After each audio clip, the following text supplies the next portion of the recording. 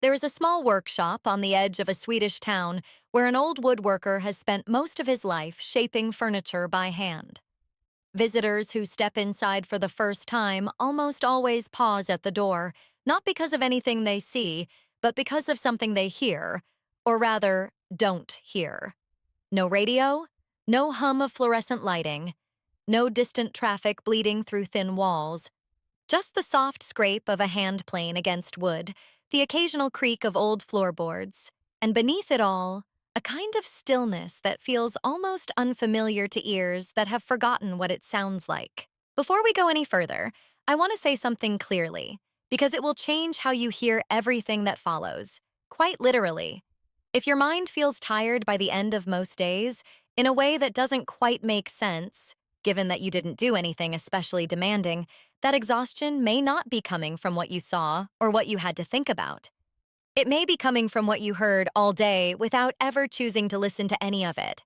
This is a film about a part of Hygge that almost nobody talks about. We think of Hygge as candles, blankets, warm light, the visual comfort of a cozy room. But the old woodworker would tell you that a room can look perfectly cozy and still feel exhausting if the sound inside it is working against you rather than for you. Today, we're going to explore the sound environment most of us live inside without ever consciously designing it, what modern research understands about why certain sounds calm the nervous system while others quietly drain it, and 5 small, almost effortless shifts that can turn any space, however ordinary, into something closer to a sanctuary for the mind. Stay until the end. I'll walk you through a 2-minute listening test, a way to actually hear, for the first time in a while, what your own space has been asking of your nervous system all along. Let's begin, quietly. Before we look at any specific habit, it helps to understand why sound matters so much more than most of us assume, because once you understand the mechanism, you'll start noticing it everywhere. Acoustic ecologists, researchers who study the sound environments humans actually live inside, use a term worth knowing. Anthropogenic noise, sound generated by human activity and machinery. Traffic, appliances, overlapping conversation, notification chimes, the low electrical hum of devices left running. None of it is loud enough, individually, to seem like a problem. But your auditory system doesn't process sound the way your conscious mind does. It doesn't wait for permission to react. A huge portion of how your nervous system interprets a sound as safe or threatening happens beneath conscious awareness, in older, faster parts of the brain that evolved long before language, long before cities, long before anything resembling the soundscape most of us now spend our lives inside. This is why sustained, low-level noise, even noise you've become so used to that you no longer notice it, still functions as an ongoing, low-grade stress signal. Your body isn't fooled by your familiarity with the sound. It continues treating an unresolved, unpredictable auditory environment as something to stay mildly alert to, even while your conscious mind has long since tuned it out. Now contrast that with the specific quality of sound inside the woodworker's shop, or inside a forest, or near moving water. These environments share something acoustically important. Their sound is what researchers sometimes call predictable but non-monotonous. It isn't dead silent, which the human nervous system can actually find unsettling in its own way. It's gently varied, wind, footsteps, the particular rhythm of hand tools working wood, but none of it is jarring, sudden, or mechanically repetitive in the way an appliance hum or a notification chime is. This specific quality of sound has been shown to shift the body measurably toward a parasympathetic state, the physiological mode associated with digestion, repair, and genuine rest, rather than the sympathetic, alert readiness state that anthropogenic noise tends to sustain. It helps to picture the two extremes side by side. On one end, a mechanically repetitive sound, a refrigerator's compressor cycling on and off at fixed intervals, a notification tone identical every single time, a fluorescent light's faint electrical buzz that never varies. The nervous system, over time, treats perfect repetition with a kind of low suspicion, because nothing in the natural world our bodies evolved inside of ever repeated itself with that exact mechanical precision.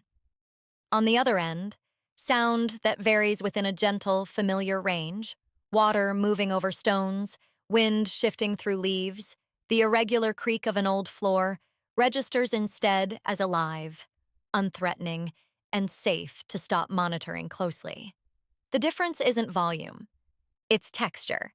And it's why two rooms of identical loudness can leave you feeling entirely different by the end of an hour spent inside either one.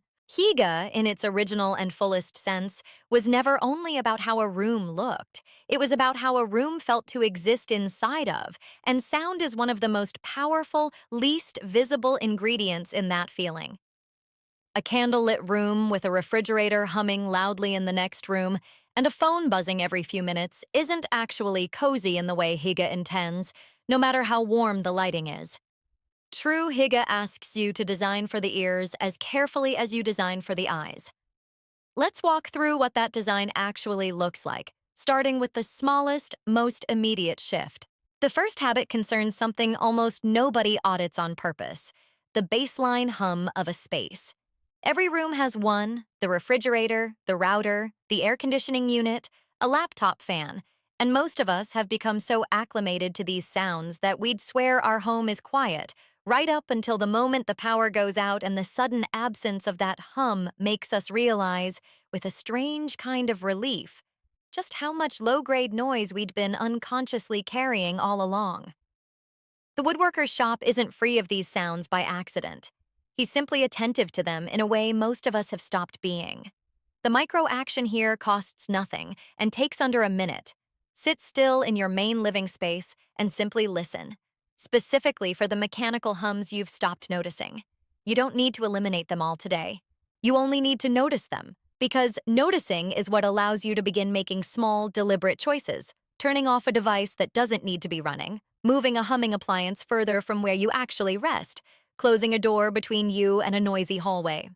Awareness alone often reduces the felt weight of ambient noise, even before you've changed anything. The second habit concerns notification sound specifically. Because of all the noises in a modern home, this one carries the heaviest psychological weight per decibel. A single notification chime is brief, often under a second. And yet research on interrupted attention shows that the disruptive cost of a sound isn't measured in its duration. It's measured in what it does to the nervous system's alert status for the minutes that follow. Even a soft chime functions as a small, involuntary command. Pay attention now. Something requires you. Multiply that command by dozens of times a day, and your auditory environment is quietly training your body to stay in a near-constant state of low readiness, waiting for the next demand. The shift here is specific and small. Choose one room, ideally wherever you spend the most unstructured time, and make it a zone where devices are either silenced completely or left in another space entirely. Not every room, not all day.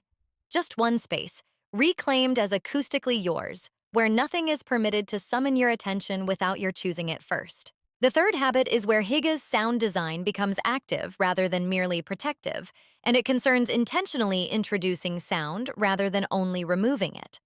The right kind of ambient sound, the specific gently varied, non-monotonous quality we described earlier, can actively support the nervous system's shift toward rest, not merely fail to disturb it.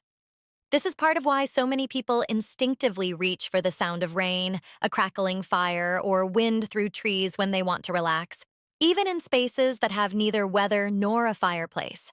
These recreate the acoustic signature the nervous system associates with safety. The woodworker keeps a small radio in the corner of his shop that he almost never turns on for music. Instead, some afternoons, he plays a recording of rain, not because he needs the sound to work by, but because he's noticed across many years that certain hours simply go easier with it playing softly in the background. The shift for you might look similar.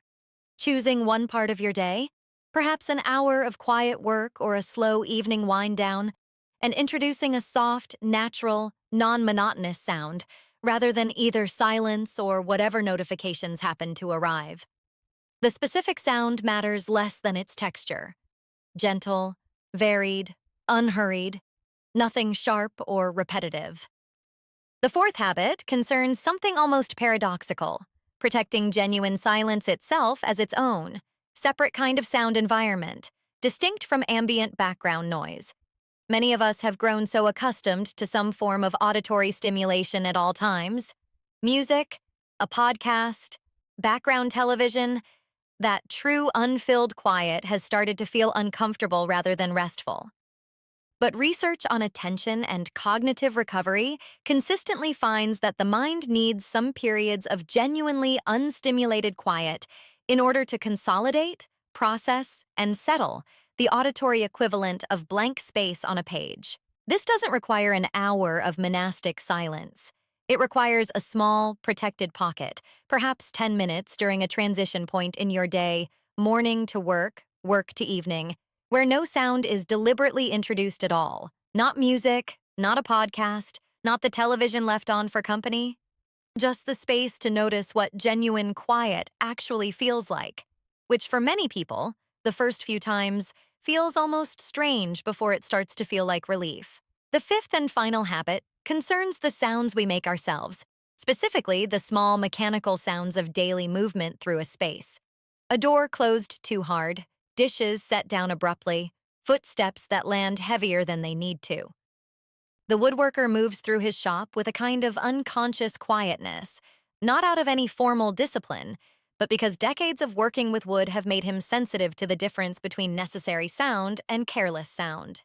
A tool set down gently makes a different sound than one dropped, and over enough repetitions, the gentler version becomes simply how he moves through the world. This last shift asks for nothing more than occasional attention. Noticing, once or twice a day, whether you're setting things down, closing doors, or moving through your space with more force or noise than the moment actually requires. This isn't about walking on eggshells. It's about recognizing that the sound environment of your home isn't only shaped by what's playing in the background. It's shaped, moment to moment, by you. Here is the one idea that ties all 5 of these together, the filter the woodworker has used, without ever naming it, for most of his working life. Before any sound enters or stays in his space, whether it's a machine left running, a radio switched on, or simply the way he sets down a tool, he asks himself one quiet question. Is this sound here on purpose? Or is it just here? That distinction matters more than it first appears. A humming refrigerator left unnoticed for years is sound that's simply there, unexamined, unchosen, quietly accumulating cost. The same refrigerator's hum, noticed and accepted as a fair trade for keeping food cold, becomes something closer to sound that's there on purpose, no longer a background stressor, but a conscious, accepted feature of the space. The sound itself doesn't have to change. Your relationship to it does. This is Hygge extended fully into the world of the ears, not a rejection of all noise, not a demand for constant silence, but a continuous, gentle audit. Is what I'm hearing right now something I've chosen, or something that's simply been allowed to accumulate, unexamined, in the background of my life? There's a quiet consequence to this practice that the woodworker rarely mentions unless asked directly, which is what happens to conversation inside a well-tuned sound environment. Visitors to his shop often comment, almost without meaning to, that they find themselves speaking more slowly there, pausing longer between sentences, saying less but somehow meaning more of it. This isn't a coincidence. A space free of competing auditory demands doesn't just rest the nervous system passively. It actively changes the pace at which people think and speak inside it, because the mind no longer needs to hold a portion of itself in reserve, filtering out hums and chimes and distant noise just to follow a simple conversation. Something that was quietly being spent on filtering becomes available again, and it tends to show up first in how unhurried a conversation feels. It's worth saying plainly that none of this requires a workshop, a rural setting, or any particular quiet talent for craftsmanship. The woodworker's advantage was never his environment. It was his attention to it, sustained patiently over years, one small adjustment at a time. A city apartment with thin walls and a busy street outside can still apply every one of these 5 habits, not by eliminating the noise of the world, which usually isn't fully possible, but by becoming genuinely intentional about the sound closest to you, the parts of the auditory environment that are actually within your control. That's a far smaller task than it might sound, and a far more achievable one than trying to silence a city. Before you go, here's the 2-minute test, so you can try this today. Sit somewhere in your home, ideally where you spend the most time, and simply listen for 2 full minutes, without your phone, without any task. Notice every sound, however small. A hum, a distant voice, a creak, the sound of your own breathing. For each one, ask yourself that same quiet question. Is this here on purpose, or is it just here? You don't need to fix anything today. You only need to notice, because noticing is the entire beginning of Hygge in its truest, most complete sense. A home designed not only for the eyes, but for the ears, and ultimately, for the nervous system that has been listening far more closely than you realized. A calm mind was never built only from what a room looks like. It was built the way the woodworker built his workshop, one deliberate sound and one deliberate silence at a time, until what remained was a space that finally matched the stillness he was hoping to feel inside of it. If this found you at the right moment, I'd love to hear it in the comments. Simply write, "I am returning to quiet." Let that be the quiet promise you make to your own space tonight. I'll see you in the next one.